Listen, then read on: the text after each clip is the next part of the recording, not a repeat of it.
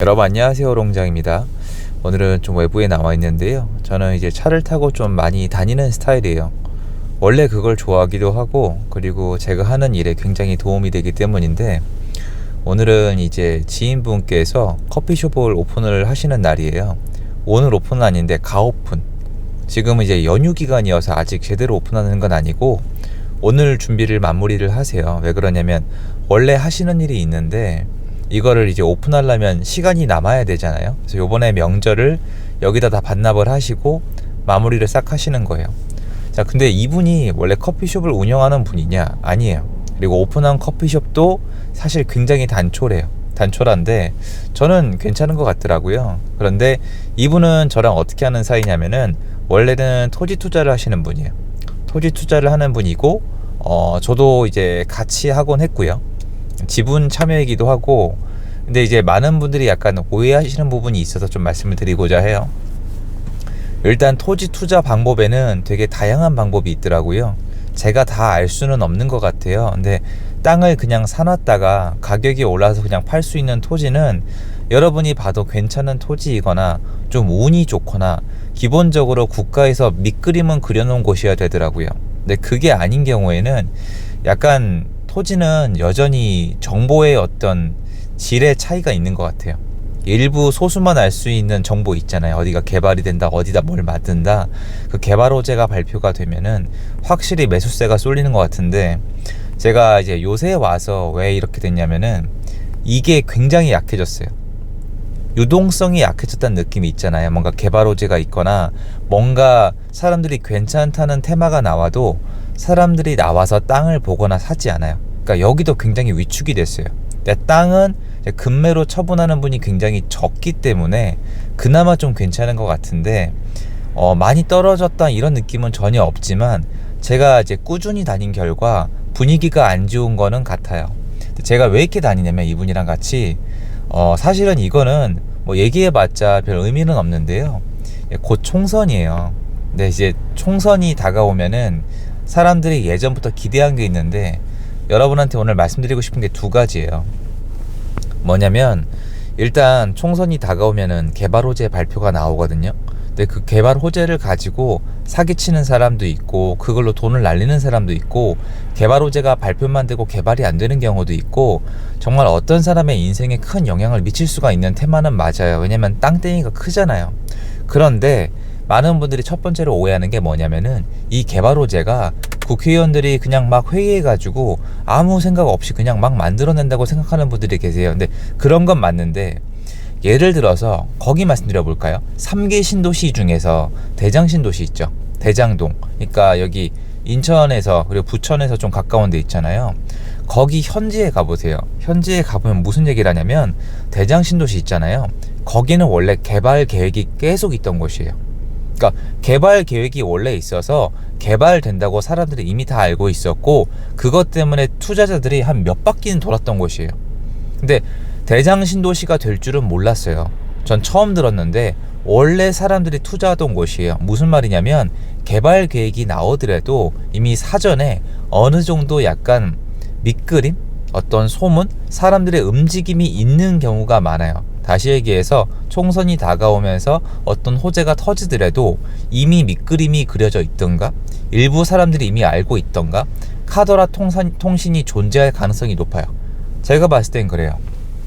근데 그것만 믿고 달려들었다가 패가 망신하시는 분들이 많기 때문에 그것만 보고 할 수는 없어요.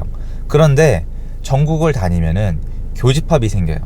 그러니까 이런 교집합을 찾기 싫다? 이런 교집합을 좀 더 벗어나고 싶다면 경매, 공매, 특히 토지는 경매가 좀 좋은 것 같더라고요. 해보니까 경매를 추천을 드려요. 왜냐면 내가 가격 자체를 내릴 수가 있으니까.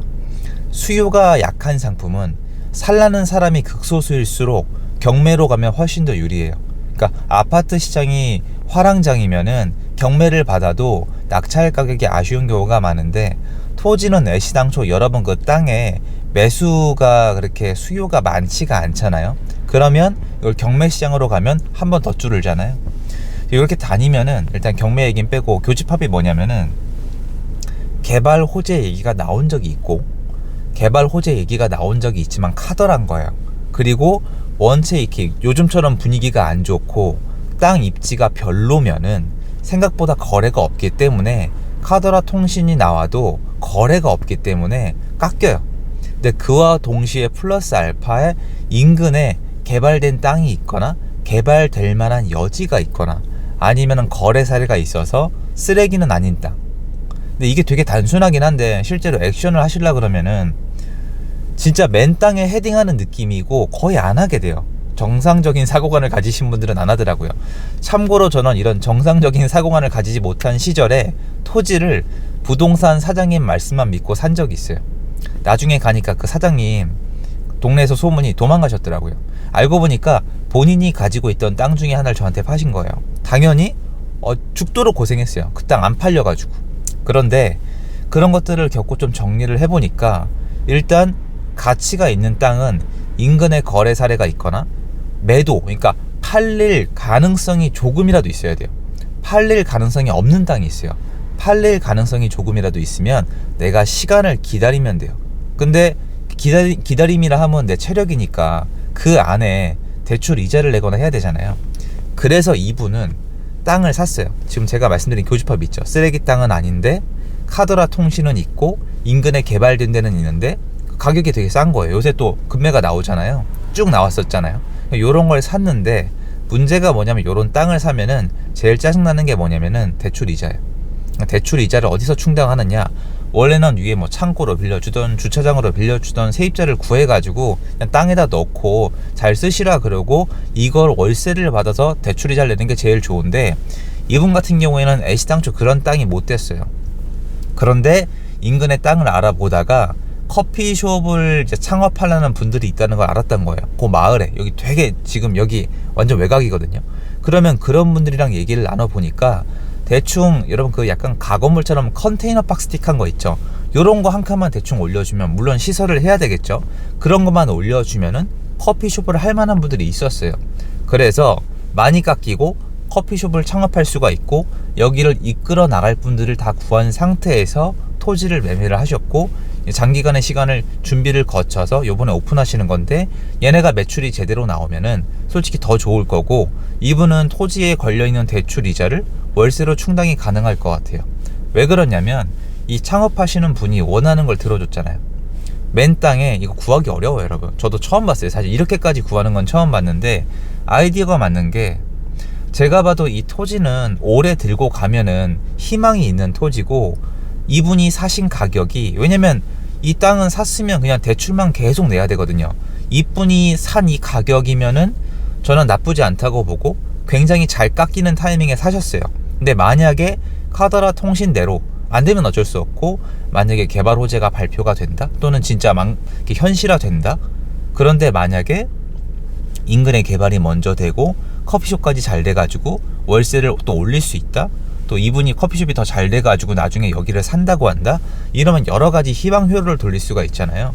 맞아요, 여러분. 토지는 사실은 희망회로가 약간 들어가요. 아닌 경우도 있어요. 정보가 확실하면.